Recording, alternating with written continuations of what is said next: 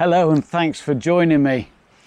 Now this one's going to be a little bit different because this is actually my 100th vlog, and I can't believe I actually got this far with the channel. It all started in September 2017, about 1.5 miles that way, at the church in the sea. Some of you will have heard of the church in the sea. It's a relatively well-known landscape location. It's actually quite difficult to shoot, and probably cover more about that a little bit later on.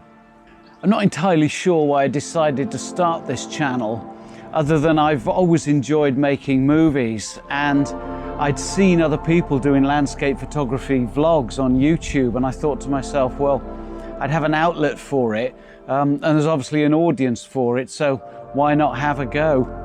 The other thing, of course, and you'll probably see that if you've watched any of my movies, is that I have this boundless enthusiasm for the mountains and coast around here.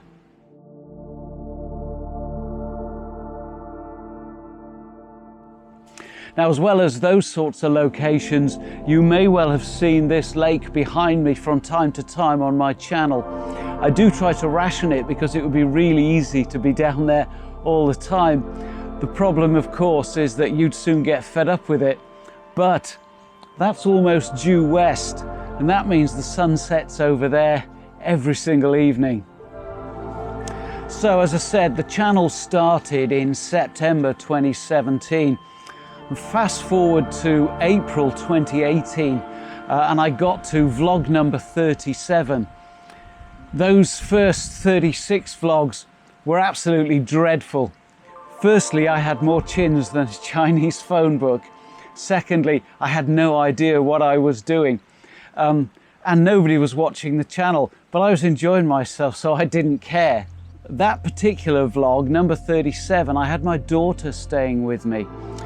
She's an interior design photographer, not by trade, by hobby. She's got a Nikon D5600. And she was quite keen to learn a little bit of landscape stuff. So we went down to the church in the sea, brought in a few views, and I got a few subscribers.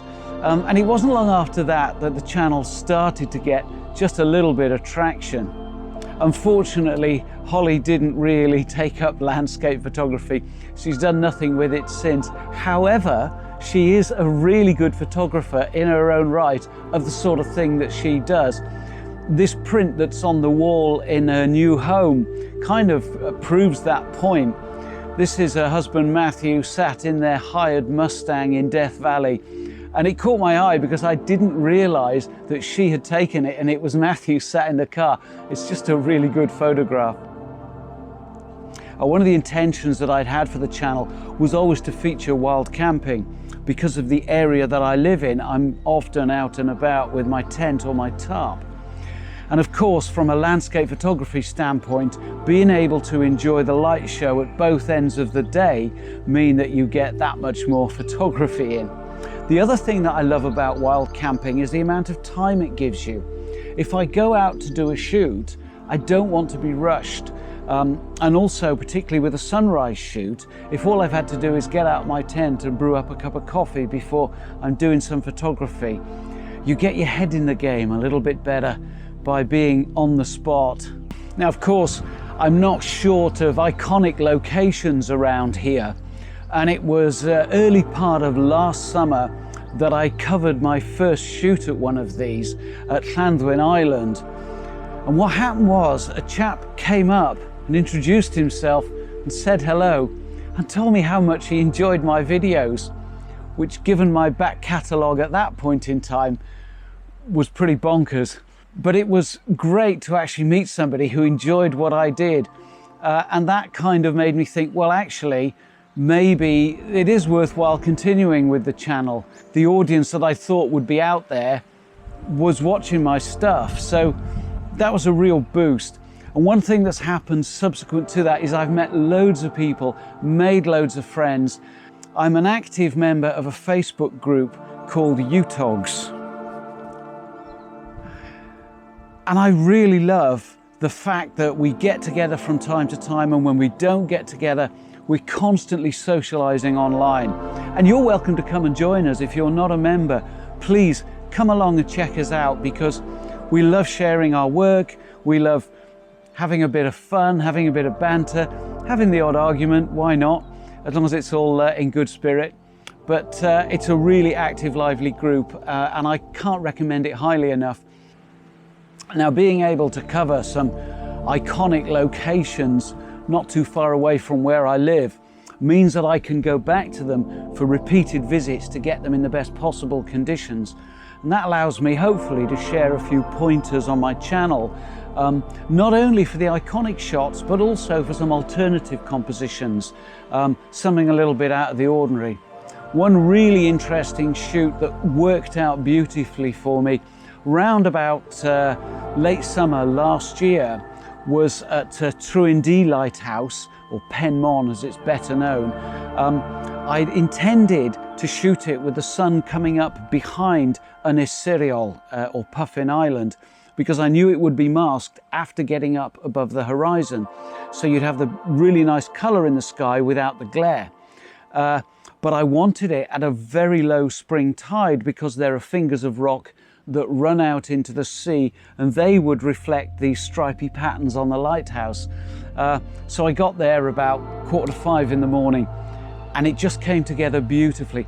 And that was a real highlight for me last year.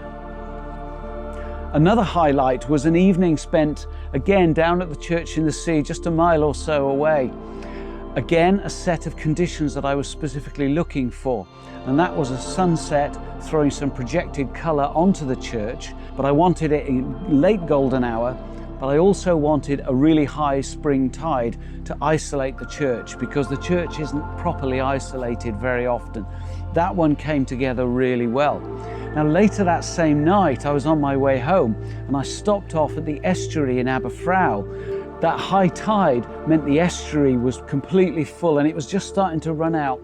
But I had to wait for a good 45 minutes to an hour after sundown, and the colours were absolutely spectacular. Now, it's not often you go out on a photographic shoot and you get one image that ends up on a few walls here and there. But that particular night, I got two images that are now sitting on one or two walls. So I was really pleased with that one. So as 2018 went on, I found I was still getting loads of really good feedback from the channel. I wasn't getting a lot of views and I didn't have a lot of subscribers, and I couldn't care less, because those that did interact seemed to enjoy what I was doing, and that was enough for me. I was more than happy with that. But I did have a problem that I've mentioned before on the channel. I'd been a type 2 diabetic since 2011, and I'd put a lot of weight on, and when I started the channel, I was a big fat bloater. And towards the middle of last year, I got to the point where I was really struggling to walk, and I decided that I had to do something about it, because that would have meant if I'd gone any worse, I wouldn't have been able to get out and do my hiking and my wild camping that I love so much. So I joined the lovely Mrs. G on a serious diet. She lost 50 pounds, by the way, looks absolutely fantastic now. I've lost 35 pounds, but more importantly, the minute I knocked my carbs on the head, I got my legs back. I could walk again. I've been to the doctors and I'm no longer diabetic, and I've never felt better. So I'm going to be 60 years old in a couple of years. And one of the things that came out of that period was it got me thinking, what would I do if I couldn't do the hiking that I was doing to get to the locations that I love to shoot? And I came up with this idea called Park and Shoot. And that's a series, an occasional series that I drop in every now and then. And by the way, I've got a really good one coming up, maybe next video, maybe the one after. But anyway, the Park and Shoot was all about park up, walk no further than 50 meters, but have some really good landscape photography opportunities. So I've been sharing those, and they've been very popular. On that subject, the UTOGS group that I mentioned earlier, we've adopted a charity. We had a vote and we've adopted a charity to do with disabled landscape photography. And so we've decided we would create these UTOGS t-shirts, and if you buy a t-shirt, all the profits are going to that charity. Details down below. So one of the meetups that I mentioned, I went to in January to North Yorkshire, to Malham, to shoot the waterfalls at Janet's Foss and Goredale Scar. But it was on that trip when I had my Nikon crop sensor and 4 lenses that I was lugging about, and I didn't have camping gear. I just had some rainwater layers and some food and drink. And I just thought, when I'm back in the mountains, even though I've lost a load of weight and I'm way fitter now, this is going to be such a nightmare lugging all this glass about, especially because I was on the verge of buying some better quality, heavier glass. I thought, no, not doing this. And I switched to Micro Four Thirds, and I'm really pleased I did, because it's absolutely revolutionized my life in terms of landscape photography. It's so much easier to get to the really remote locations that I love to get to. And I carry one body and one lens, and I might do a what's in my bag again shortly, because my bag is now about that big. I kid you not. So as we come up to the more recent stuff where I've been out doing wild camps over the last 2 or 3 months, I found myself being contacted on a really regular basis now, being asked about workshops and one-to-ones and mountain guiding. People actually want to come and work with me, and I can't believe it. I'm really blown away. And also the amount of feedback I get on my videos is incredible. But I have to say, thank you so much for bothering to watch my stuff, and thank you so much for all the really warm, generous feedback I get around the photography that I post up on my website and my Facebook contacts and all that sort of thing. I really appreciate it. So even though I sometimes chuck in a video like this, or I might chuck in something about a bit of kit that I use, I'm never going to be a tech channel. My channel is always about my love for where I live, the locations that I know inside out that I really like to share with you. It's about the changing light and weather and seasons and tides. It's about getting the best out of the locations that I've got on my doorstep. And so that if you're able to come and enjoy these locations as well, hopefully you've got a little bit of information that you can work with when you get here, so you'll get more out of it.